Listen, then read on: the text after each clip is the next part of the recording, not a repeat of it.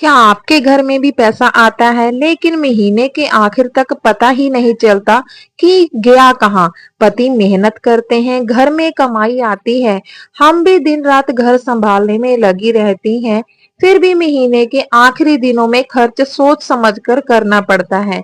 लेकिन क्या आपने कभी सोचा है कि पैसा सिर्फ कमाने से नहीं टिकता, पैसा टिकता है सही जगह खर्च करने और सही समय पर बचाने से। और घर में अगर पत्नी समझदारी से घर का बजट संभालना जानती है तो छोटी कमाई में भी बहुत कुछ मैनेज किया जा सकता है। आज मैं आपको बताऊंगी ऐसी ही कुछ छोटी छोटी बातें जिन्हें मैं अपनी रोजमर्रा की जिंदगी में अपनाने की कोशिश करती हूँ। तो वीडियो को आखिर तक जरूर देखिए क्योंकि हो सकता है इनमें से कोई एक आदत आपके घर का खर्च काफी हद तक संभाल दे। गुड मॉर्निंग दोस्तों, कैसे हैं आप सब? आशा करती हूँ आप सब अच्छे और स्वस्थ होंगे। स्वागत है आप सबका एक नए वीडियो में। मेरे लिए घर का बजट सिर्फ कॉपी में लिखे हुए नंबर नहीं है। घर का बजट तो सुबह से ही शुरू हो जाता है। सुबह जब मैं उठती हूँ, घर के काम शुरू करती हूँ, तो साथ साथ दिमाग में दिन के जरूरी काम भी चल रहे होते हैं। आज घर में क्या बनाना है, कौन सी चीज घर में पहले से मौजूद है, क्या बाजार में कुछ लाने की जरूरत है? क्योंकि कई बार हमारी सबसे बड़ी बचत कम खरीदारी करने में नहीं बल्कि बिना जरूरत खरीदारी करने में होती है। अगर घर में दाल, आटा, चावल और सब्जियां मौजूद है तो सिर्फ ऑफर देखकर नई चीज खरीद लेना बचत नहीं।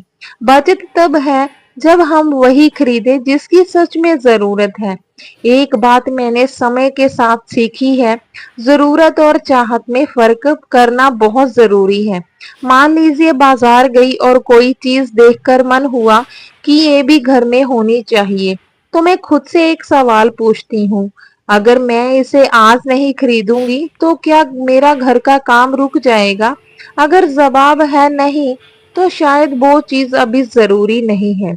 कई बार हम 50, 100 या 200 की छोटी छोटी चीजें खरीदते हैं और हमें लगता है इतना तो कुछ भी नहीं है। लेकिन महीने में अगर ऐसी कई छोटी चीजें खरीद ली जाएं, तो वही छोटी रकम मिलकर एक बड़ी रकम बन जाती है।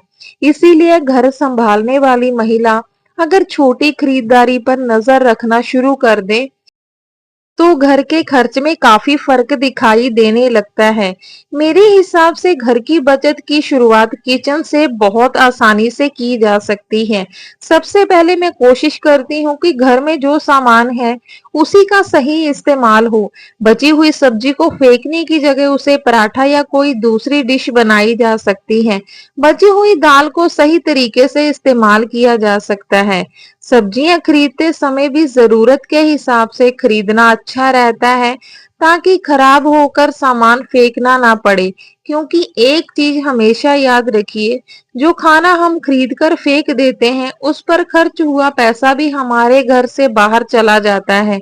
इसीलिए खाना बचाना सिर्फ खाना बचाना नहीं है, ये घर का पैसा बचाना भी है। एक और छोटी सी आदत जो हर महिला अपना सकती है, हर खर्च लिखना। इसके लिए कोई महंगी डायरी या ऐप की जरूरी नहीं है।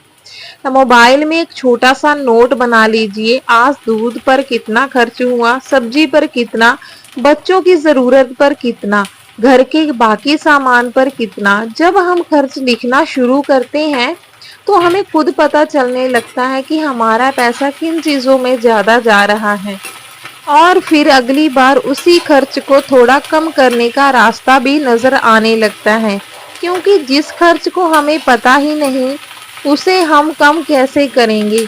बहुत सी महिलाएं सोचती हैं मेरे पास बचाने के लिए ज्यादा पैसे ही नहीं है, लेकिन बचत हमेशा बड़ी रकम से शुरू नहीं होती। अगर आपकी स्थिति अनुमति देती है तो छोटी रकम से शुरुआत की जा सकती है। जैसे मैं स्टार्ट किया था, मैंने 10, 20, 50, कभी कभी तो 5 रुपए तक की भी बचत कर लेती थी कि अगर 5 रुपए आज बच गए तो 5 रुपए भी मैं अपनी गुल्लक में डाल देती हूँ। आज भी ऐसा करती हूँ। यह रकम छोटी हो सकती है लेकिन आदत बड़ी होती है। और अगर महीने के अंत में बची हुई छोटी रकम को अलग रख दिया जाए तो धीरे धीरे एक छोटी इमरजेंसी सेविंग बन सकती है। लेकिन यहाँ एक बहुत बहुत जरूरी बात है, बचत वही करे जो घर के जरूरी खर्च पूरे करने के बाद आपकी स्थिति के अनुसार संभव हो। किसी दूसरे परिवार को देखकर आप अपनी आर्थिक स्थिति पर दबाव डालकर बचत करने की जरूरत नहीं है। हर घर का बजट अलग होता है। मेरे लिए समझदार पत्नी का मतलब ये नहीं कि वह हर चीज में खुद को रोकती रहे। समझदार होने का मतलब है जहां जरूरी हो वहां खर्च करना, जहां बचत हो सकती है वहां बचत करना और भविष्य के लिए थोड़ा थोड़ा सोच कर चलना। घर चलाना सिर्फ सामान खरीदना या खाना बनाना नहीं है। घर चलाने में प्लानिंग भी होती है। किस महीने स्कूल की फीस आएगी, कब घर में राशन ज्यादा लगेगा, कब कोई जरूरी खर्च आ सकता है। अगर हम पहले से थोड़ा सोच लें तो अचानक आने वाला खर्च उतना परेशान नहीं करता। और यही छोटी प्लानिंग घर को आर्थिक रूप से मजबूत बनाने में मदद करती है। जैसे कि इस बार रक्षाबंधन आने वाला है, मैंने पहले से ही 4 से 5 हजार रुपए की सेविंग कर रखी है ताकि महीने में घर के बजट में कोई भी दिक्कत ना आए पैसों की वजह से। और एक बात मैं हर गृहिणी से कहना चाहती हूँ, घर में कमाने वाला व्यक्ति सिर्फ पति ही नहीं होता। जो महिला घर संभालती है, खाना बनाती है, बच्चों की जरूरत देखती है, सामान संभालती है और खर्च को मैनेज करती है, उसकी मेहनत भी बहुत बड़ी है। इसीलिए अगर आप घर का पैसा समझदारी से संभालती हैं, तो अपनी इस मेहनत को छोटा मत समझिए। आप घर की इकोनॉमी का एक जरूरी हिस्सा है, लेकिन साथ ही घर के बड़े आर्थिक फैसलों में पति पत्नी को मिलकर बात करनी चाहिए। पैसा घर में खुशी और सुरक्षा के लिए है, आपसी तनाव में बढ़ाने के लिए नहीं। तो बहनों, पैसा ज्यादा होना ही हमेशा बड़ी बात नहीं होती। कई बार कम पैसों में सही प्लानिंग करके घर बहुत अच्छे से चलाया जा सकता है।